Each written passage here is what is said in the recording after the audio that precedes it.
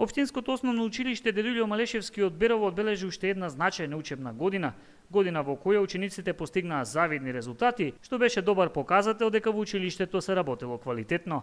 Природните и техничките науки и спортот беа само дел од најзначајните успеси кои ги постигнаа учениците од ова училиште. Благодарение на училиштето и наставничката, сите заедно во одделението работевме и освои второ место на државниот надпревар.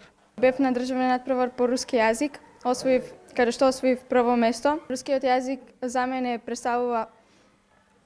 е многу убав јазик кој што има големо значење, затоа ме привлекува. Златен медал на меѓународната изложба Макинова 2016, каде што освоив златен медал и се здобив со титулата најуспешен млади иноватор за 2016. Јас се надпреварував во скок во далечина. Мојот резултат беше 4:30 и конкурсијата беше многу јака. Освен учениците, наградени беа и наставниците. Училишниот хор при училиштето беше меѓу прво наградените во државата, додека најдобрата жена иноватор повторно е од Општинското основно училиште Дедулјо Малешевски. Здобив со звањето жена иноватор.